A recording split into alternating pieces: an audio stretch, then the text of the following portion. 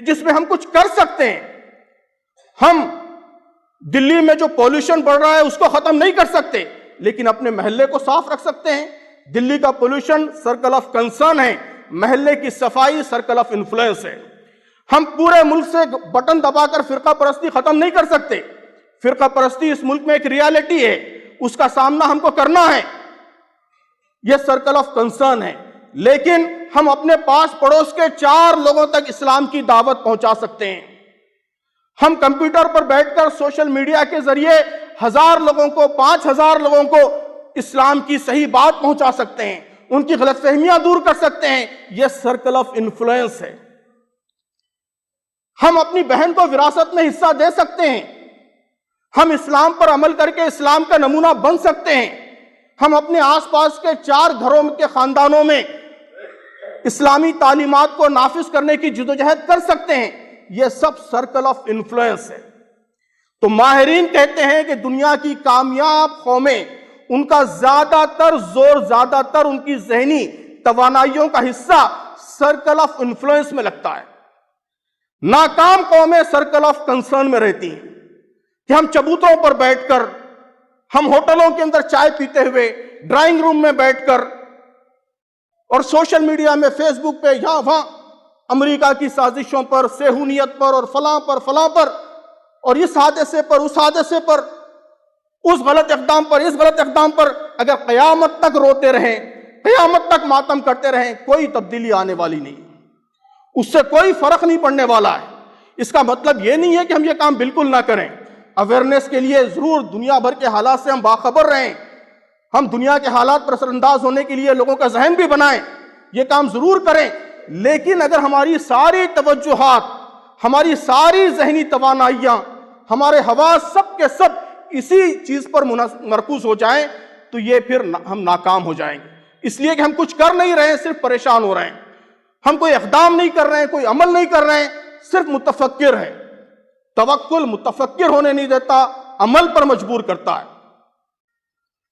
اس کے مقابلے میں ہم سوچیں، غور کریں دنیا کے حالات پر، لیکن ہم زیادہ اس بات پر سوچیں کہ ہم کیا کر سکتے ہیں. ملک کے حالات میں تبدیلی لانے کے لیے میں کیا کنٹریبیوٹ کر سکتا ہوں، میرے بس میں کیا ہے، میرے پاس کیا آپشنز ہیں جن کو میں ایکسپلور کر سکتا ہوں. یہ اگر میرے غور و فکر کا مرکز رہے تو اس سے تبدیلی آ سکتی ہے. یہ سرکل آف انفلوئنس ہے. تو توکل ہم کو سرکل آف انفلوئنس میں لے کر آتا ہے. یہ بلیم فریم سے نکالتا ہے، آؤٹ کم فریم میں لاتا ہے کہ دنیا کی ناکام قومیں وہ ہوتی ہیں جو ہمیشہ اپنی ساری ناکامیوں کے لیے بیرونی عناصر کو ذمہ دار قرار دیتی ہیں. امت مسلمہ پہ یہ پریشانیاں کیوں ہیں آپ سوال کیجئے تو اس لیے ہے کہ یہاں فرقہ پرستی ہے، اس لیے ہے کہ یہاں حکومتیں سازشیں کر رہی ہیں، اس لیے ہے کہ صہیونی سازشیں ہو رہی ہیں. آپ کسی دانشور سے پوچھیں تو علماء اکرام ذمہ دار ہیں، علماء سے پوچھیں تو جدید دانشور ذمہ دار ہیں، بزرگوں سے پوچھیں تو نوجوانوں کی بے روی ذمہ دار ہے، نوجوان سے پوچھیں تو بزرگ ذمہ دار ہیں. یہ بلیم فریم ہے. توکل آپ کو بلیم فریم میں رہنے نہیں دیتا. دوسروں کے معاملات کا ذمہ اللہ کے حوالے، اللہ تبارک و تعالیٰ کے ذمے، میرا معاملہ میرے ذمے. مجھ پر اصل ذمہ داری یہ ہے کہ میں کیا کر سکتا ہوں، اس امت کے خراب حالات کے لیے میں کتنا ذمہ دار ہوں، میں اپنی آپ کی کیا اصلاح کر سکتا ہوں، میں کیا اقدام کر سکتا ہوں، کیا کنٹریبیوشن دے سکتا ہوں کہ ملک کے حالات بہتر ہو جائیں، ملت کے حالات بہتر ہو جائیں، میرے شہر کے حالات بہتر ہو جائیں، میرے محلے کے حالات بہتر ہو جائیں. یہ آؤٹ کم فریم ہے. توکل ہم کو آؤٹ کم فریم میں لے کر آتا ہے. توکل ماتم، سینہ کوبی، شکوہ و شکایت کے بجائے عمل کی دنیا میں لے کر آتا ہے. عمل کی دنیا میں ہم کو مرکوز رکھتا ہے. اس کا آسان طریقہ یہ ہے عزیزان گرامی کہ ہم آنکھ بند کر کے 1 منٹ کے لیے اپنا جائزہ لیں. سوچیں کہ ہمارے ذہن پر حاوی سوالات کیا ہیں، وہ کون سے کوشچنز ہیں جو ہمارے دماغ پر، ہمارے حواس پر ڈومینیٹ ہیں. اگر ہمارے حواس پر ڈومینیٹ سوال یہ ہے کہ یہ کیا ہو گیا، یہ کیا ہو گیا، کتنا بڑا حادثہ ہو گیا، اگر یہ سوال ہمارے ذہن پر ڈومینیٹ ہے، یہ توکل کے فلسفے کے خلاف.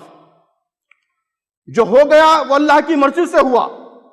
ناکام قومیں ماضی کی پریشانیوں سے ڈپریس رہتی ہیں، ڈپریشن کا شکار ہو جاتی ہیں. یہ ناکامی کی علامت ہے. اور اگر ہمارے ذہن پر یہ سوال حاوی ہے کہ کل کیا ہوگا، NRC آ گیا تو کیا ہوگا، فلاں آ جائے گا تو کیا ہوگا، ملک کے حالات اس طرف جا رہے ہیں، میرا کیا ہوگا، میرے بچوں کا کیا ہوگا، میری فیملی کا کیا ہوگا، کیا ہوگا، یہ سوال حاوی ہے، یہ بھی توکل کے خلاف ہے۔ جو ہوگا اللہ کی مرضی سے ہوگا، انشاءاللہ بہتر ہوگا۔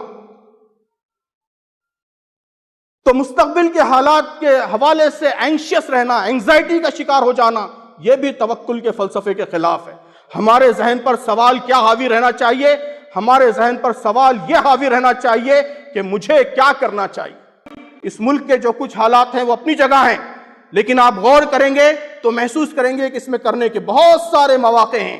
ہم سب، ہمارے سارے نوجوان، بوڑھے بزرگ، خواتین، یہ سب اس ملک میں دعوت کا کام کر سکتے ہیں۔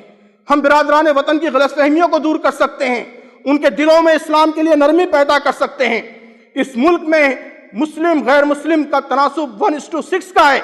اگر ملک کے سارے مسلمان یہ قسم کھا کر اٹھیں آج بابری مسجد کے سانحے کے بعد، اگر یہ پختہ ارادہ کر لیں کہ ہم آئندہ 5 سالوں میں صرف 5 غیر مسلموں کے ذہنوں کو، ان کے دلوں کو اسلام کے لیے نرم کر دیں گے، تو عزیزان گرامی 2024 کے آتے آتے اس ملک سے فرقہ پرستی ختم ہو جائے گی۔